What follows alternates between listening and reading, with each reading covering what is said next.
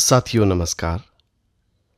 अब हम वयम रक्षामः उपन्यास में वर्णित राम कथा यानी रामायण को सुनने जा रहे हैं। पिछले एपिसोड में हमने सीता के स्वयंवर के प्रसंग को सुना था। इस एपिसोड में हम राम की ऐतिहासिक पृष्ठभूमि पर एक नजर डालते हुए रामायण की कथा को आगे बढ़ाएंगे। उस समय आर्य जाति की प्रथाओं को हम जानेंगे कि भारतीय हिंदू समाज में पितृसत्ता के बीज कहाँ से पड़े और स्त्रियों को उत्तराधिकार से वंचित रखने की शुरुआत कहाँ से हुई। उस समय बहुपत्नी प्रथा क्यों थी, यानी दशरथ की 3 रानियां क्यों थीं, और दशरथ द्वारा भरत की अनुपस्थिति में राम को राज्य सौंपने का निर्णय कहाँ तक उचित था। आइए सुनते हैं राम का इतिहास। जब सूर्यपुत्र मनु और उसके दामाद बुध ने अपने पैतृक राजवंशों की स्थापना कर ली और सूर्यमंडल तथा चंद्रमंडल दोनों का भली भांति विस्तार हो गया, तब उत्तर भारत आर्यावर्त के नाम से विख्यात हो गया और इस आर्यावर्त की समृद्धि संपूर्ण भारत से बढ़ चढ़कर हो गई। इन आर्यों में अनेक सांस्कृतिक नवीन स्थापनाएं हुई।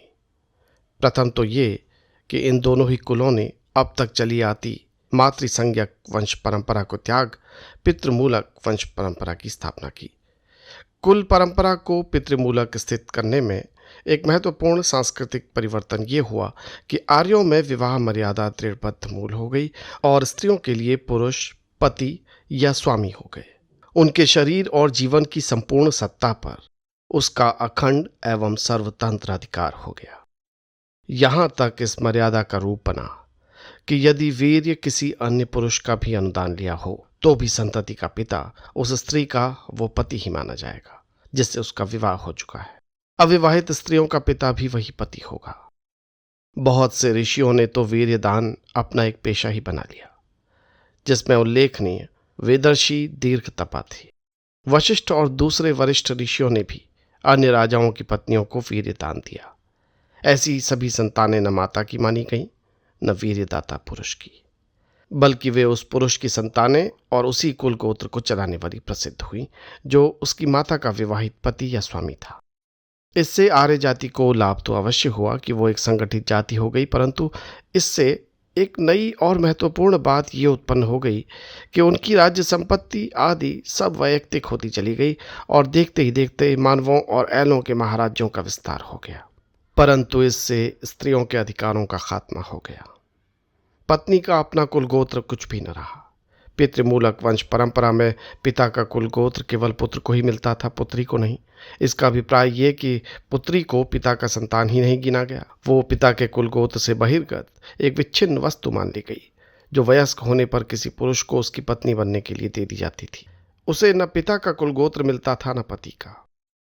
इस प्रकार से आर्यों की वंश परंपरा में स्त्री मात्र पति के लिए संतान उत्पन्न करने की एक जीवित क्षेत्र थी। इस विवाह मर्यादा में दाम्पत्य प्रेम समानता आदि के कुछ भी भाव न थे। न विवाह का उद्देश्य न नारी की नैसर्गिक कामेष्णा की पूर्ति था, न वो अन्य शारीरिक और भौतिक ऐषणाओं पर आधारित था। उसका उद्देश्य अपने पति के लिए, जो वास्तव में उसका स्वामी था, साथी मित्र या जीवन संगी बनना नहीं, संतान उत्पन्न करना था। दूसरी महत्वपूर्ण सांस्कृतिक बात जो आर्य कुलों में उत्पन्न हुई वो उत्तराधिकार थी। पिता की सारी राज्य संपत्ति का निश्चित रूप से पुत्रों को ही उत्तराधिकार मिलता था, पुत्रियों को नहीं। इस प्रकार जहां पुत्रियां पिता के कुल गोत्र से वंचित कर दी गईं, वहां संपत्ति से भी वंचित कर दी गई। संपत्ति का सर्वार्थ में उत्तराधिकारी पुत्र था। इस प्रकार आर्यों का संगठन एक प्रकार से अस्त्रीक संगठन था, अर्थात आर्यों की जाति में स्त्री की कहीं भी गणना न थी। वो केवल पुरुष की पूरक थी। पति के लिए उसकी संपत्ति के अधिकारी को उत्पन्न करने के लिए वो ब्याही जाती थी। इसलिए विवाह में अब स्त्रियां पति को स्वेच्छा से वर्ण नहीं करती थीं, वे पिता के द्वारा दी जाती थी। इस संबंध में उनकी सम्मति नहीं ली जाती थी, न उनकी रुचि और पसंद का विचार किया जाता था। जिस प्रकार पति को विवाहोपरांत पत्नी पर पूर्ण अधिकार प्राप्त था, उसी प्रकार विवाह से पूर्व कन्या पर पिता को। परंतु मजेदार बात यह थी कि पिता की संपत्ति में और पति की संपत्ति में उसका कुछ भी भाग न होता था। वो कुल गोत्र संपत्ति के सब अधिकारों से वंचित थी। ज्यों-ज्यों आर्यों की राज्यश्री बढ़ती गई, त्यों-त्यों विवाह के नियम रूढ़िबद्ध होते गए। जिनसे स्त्रियों की दशा एक प्रकार से दासता की सीमा तक पहुंच गई। विवाह के समय उसे पति की आज्ञाकारिणी और अधीन रहने का वचन भरना पड़ता था। वो दत्ता थी। स्वयंवरों की प्रथा बड़े बड़े आर्य कुलों में प्रचलित थी, परंतु उसमें भी कन्या को अपनी पसंद का पुरुष चुनने का अधिकार न था। पिता ही उस चुनाव में कोई शर्त रख देता था और उस शर्त को पूरा करने पर वो कन्या उसी को दे दी जाती थी। ऐसे स्वयंवरों में कन्या को वीर्य शुल्का कहा जाता था, जिसका अर्थ था पराक्रम के मूल्य पर कन्या की खरीद, अर्थात पराक्रम ही कन्या का मूल्य है। और इतना ही क्यों, राजा लोग अपनी कन्याएं पुरोहितों को यज्ञ दक्षिणा की भांति भी दे देते थे, जैसे दशरथ ने ऋष्यशृंग को अपनी कन्या शांता दे दी थी। बहुपत्नीत्व की प्रथा भी इसी कारण चली। पति को अनेक स्त्रियों से विवाह करने के अधिकार प्राप्त हो गए, पर पत्नी को नहीं। आर्यावर्त में इस समय सूर्य वंश की 5 शाखाएं स्थापित थीं। एक उत्तर कौशल राजवंश, दूसरा दक्षिण कौशल राजवंश, तीसरा शर्यात आनर्त राज्यवंश, चौथा मैथिल राज्यवंश और पांचवा वैशाली राज्यवंश। उत्तर कौशल राज्यवंश की 39वीं पीढ़ी में राम का जन्म हुआ।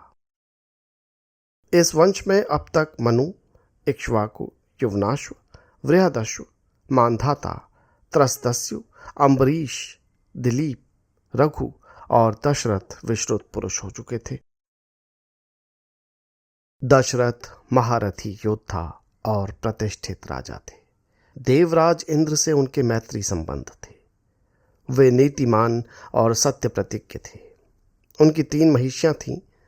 प्रथम कौशल्या, दक्षिण कौशलाधिपति भानुमान की पुत्री, द्वितीय सुमित्रा, मगध राजपुत्री, तृतीय कैकई। दशरथ ने सिंधु, सौवीर, सौराष्ट्र, मत्स्य, काशी, दक्षिण कौशल, मगध, अंग, बंग, कलिंग और द्रविड़ नरेशों को जय किया था और अनेक अश्वमेध यज्ञ किए थे। दशरथ को वृद्धावस्था तक कोई संतान नहीं हुई।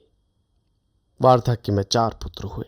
दशरथ की 3 पत्नियों में बड़ी कौशल्या तो कौशल वंश की ही कन्या थी। वो दक्षिण कौशलाधिपति भानुमान की पुत्री थी। इसलिए ये वंश आर्य भी था, मानव भी था, सूर्यवंश भी था। इनके सब आचार विचार अनुकूल थे।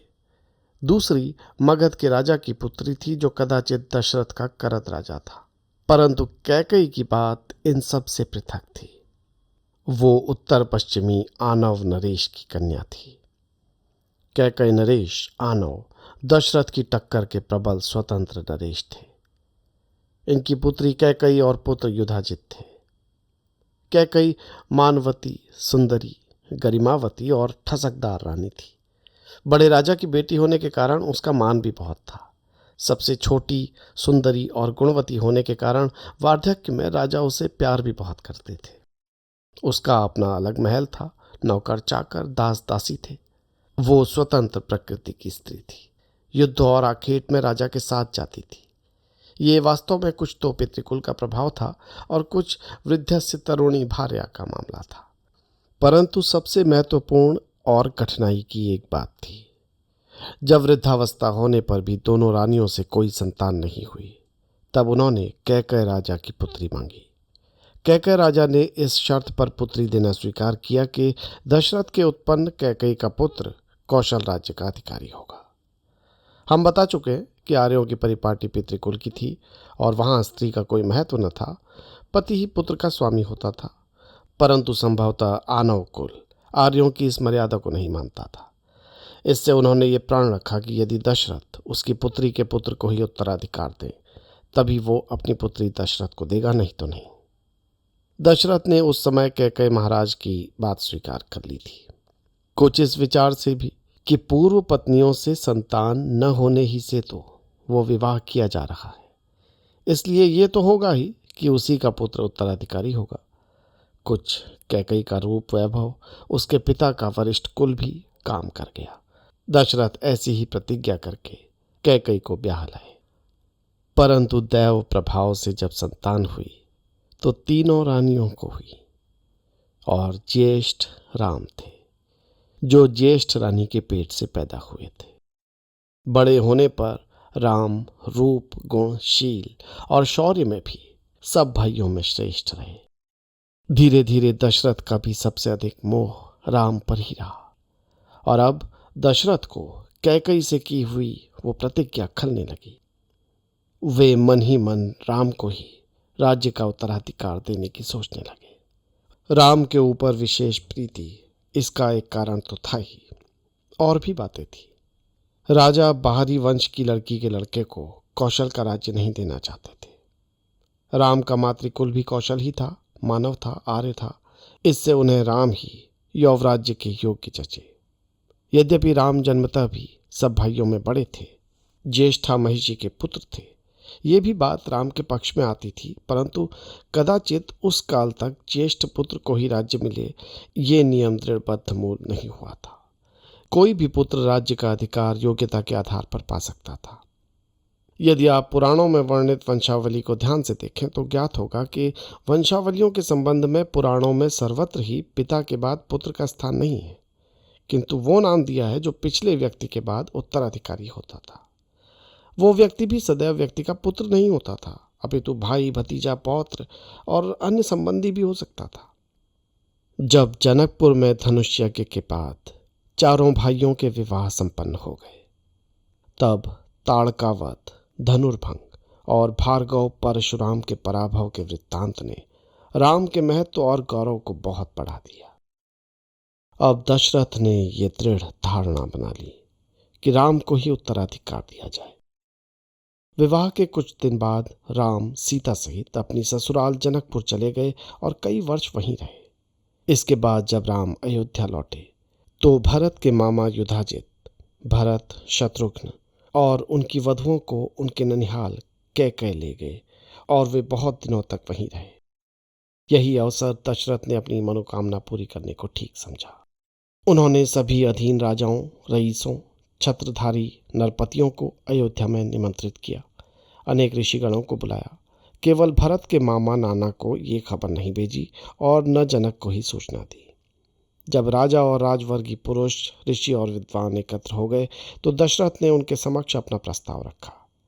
उन्होंने कहा, रघुकुल से लेकर हमारे सभी पूर्वजों ने प्रजा का पुत्रवत पालन किया है। उन्होंने सदैव प्रजा के हित का ध्यान रखा। मैंने भी यथा सामर्थ्य प्रजा को सब प्रकार की सुविधाएं दी। उनके दुख को अपना दुख और उनके सुख को अपना सुख समझा। मेरी इच्छा है कि भविष्य में प्रजा इससे भी अधिक सुखी और समृद्ध हो। किंतु अब मैं वृद्ध हो चला हूं। मेरे शरीर के अवयव शिथिल हो गए हैं। मुझे अब शांति चाहिए। अब मैं अपने ज्येष्ठ पुत्र राम को अपने स्थान पर नियुक्त कर विश्राम करना चाहता हूं। राम राजोचित सभी गुणों से परिपूर्ण है। वो धीर है, वीर है, उदार है और धर्मात्मा है। वो पराक्रमी, साहसी, बलवान, तेजस्वी और प्रभावशाली है। यदि आप ठीक समझें तो मैं कल प्रातःकाल पुष्प नक्षत्र के शुभ योग में आपकी साक्षी में राम को यौवराज्य दूं। आप मेरे इस प्रस्ताव पर भली भांति विचार कर लें और अपने स्वतंत्र विचार प्रकट करें। आप लोग समझ सकते हैं कि दशरथ ने अपना प्रस्ताव कैसी युक्ति और गंभीरता से उपस्थित किया था। राम के श्रेष्ठ गुणों का बखान करने के साथ ही उनके ज्येष्ठ होने की ओर भी संकेत किया था। फिर इस संबंध में वशिष्ठ, वामदेव और विश्वामित्र जैसों की स्वीकृति और संकेत था। उस कारण सभी राजाओं ने राम राज्याभिषेक का सोल्लास समर्थन किया। निस्संदेह राम के विरोध का कोई कारण भी न था। दशरथ की प्रतिज्ञा तो सब पर विदित न थी, परंतु राजनीति विचक्षण दशरथ ने सबका समर्थन पाकर फिर पूछा, आप लोग केवल मेरी प्रसन्नता के निमित्त ही ये प्रस्ताव स्वीकार करते हैं या कि आपने भी राम के उदार गुणों पर विचार किया है? तब राजाओं के प्रतिनिधियों ने सर्वसम्मति से कहा, राम वास्तव में सत्यवादी, एक सफल व्यक्ति के सब गुणों से परिपूर्ण, धर्मात्मा, धीर, वीर, पराक्रमी, तेजस्वी, साहसी, शक्तिमान, उत्साही, उदार, मृदुभाषी, बुद्धिमान, सच्चरित्र, प्रजापालक और जनरक्षक हैं। वो सर्वगुण संपन्न है। वो संसार के सभी जीवों को प्रिय हैं। शत्रु का मान मर्दन करने और उसे विजय करने का उनमें अदम्य सामर्थ्य है। वे अद्भुत पराक्रमी हैं। उनके समान देव, नाग, गंधर्व, किन्नर, दैत्य, दानव, आर्य आदि वंशों में कोई नहीं है। हम सभी हृदय से यही चाहते हैं कि राम का शीघ्रातिशीघ्र यौवराज अभिषेक कर दिया जाए। हमारे कल्याण के निमित्त आप राम को यौवराज्य पद शीघ्र दे दें। राजपुरुषों के ये वचन सुनकर दशरथ ने कहा, आप धन्य हैं, आपके विचार स्तुत्य हैं। मैं आपसे सहमत हूं। आजकल चैत्र मास है, वसंत का उग्रगमन हो चुका है। चारों ओर वन उपवन वाटिका पूर्ण पल्लवित और पुष्पित है। वृक्ष, पादप, लताएं सभी हरी भरी फल फूलों से लदी हुई हैं। खेत हरे भरे और धान्यों से परिपूर्ण है। कल पुष्य नक्षत्र है। आपकी अनुमति से ही राज्याभिषेक की सामग्री प्रस्तुत की जाए। इसका सभी ने अनुमोदन किया। तब दशरथ ने अपने गुरु और मंत्री वशिष्ठ से करबद्ध होकर कहा, अब आप सब सामग्री प्रस्तुत कर ये अनुष्ठान कल ही पूरा कर दीजिए। इसके बाद दशरथ ने सब मंत्रियों को नगर निवासियों और समागत जनों का भव्य स्वागत और आतिथ्य करने का निर्देश दिया। सुमंत दशरथ के मित्र, मंत्री और राज्य के परम हितैषी थे। अभी तक सभी राजकुमारों की देखरेख, शिक्षा दीक्षा उन्हीं के अधीन थी। अब सुमंत्र के द्वारा राम को बुलाकर महाराज दशरथ ने कहा, रामचंद्र, तुम मेरे और अपनी माता के प्रिय हो, समस्त प्रजा के प्राणाधार हो। कल पुष्य नक्षत्र में मैं तुम्हें यौवराज्य विभूषित करना चाहता हूं। सभी राजा राजवर्गी इसमें सहमत हैं। मैं तुम्हें तुम्हारे हित की सीख देता हूं। राम, तुम सदैव जितेंद्रिय रहना, बुरे व्यसनों से दूर रहना, समुचित रीति से प्रजा का न्याय करना, सेना को संतुष्ट रखना, कोष में सदैव स्वर्ण रत्न भरपूर रखना, अपने कर्मचारियों, भृत्यों, दासों, सेवकों और दासियों को सुखी रखना। इतना कहकर राजा दशरथ प्रेमाश्रु बहाने लगे। फिर पुत्र को छाती से लगाकर बोले, पुत्र, मैंने इस दीर्घायु से बहुत अनुभव पाया। संसार का मुझे यथावत ज्ञान है। प्रत्येक बात का मुझे पूरा अनुभव है। मैं अब एक क्षण का भी विलंब इस कार्य में नहीं करूंगा। कल ही मैं ये शुभ कार्य पूरा करूंगा। मनुष्य के विचार सदैव एक से नहीं रहते, उनमें परिवर्तन होता ही रहता है। इससे मैं अब अधिक सोच विचार में समय नष्ट नहीं करना चाहता। इसी से मैं निश्चय ही कल ये काम पूरा करूंगा। आज रात तुम और वधू सीता उपवास करो और शैया पर कुश बिछाकर शयन करो। रक्षक गण पूर्णतः सतर्क और सचेत रहें और सुमंत्र रात भर जागकर स्वयं तुम्हारी रक्षा करें। मैं जानता हूं शुभ कार्यों में बहुत विघ्न आते रहते हैं। तुम्हारे भाई नंदसाल गए हैं। मेरी इच्छा है कि उनके आने से पूर्व ही तुम्हें युवराज बना दूं। यद्यपि भरत तुम्हारा अनुयायी है, फिर भी मनुष्य स्वभाव चंचल है। पिता की ये सीख सिर धारे। राम उनके चरणों में सिर झुका अपने आवास को चल दिए।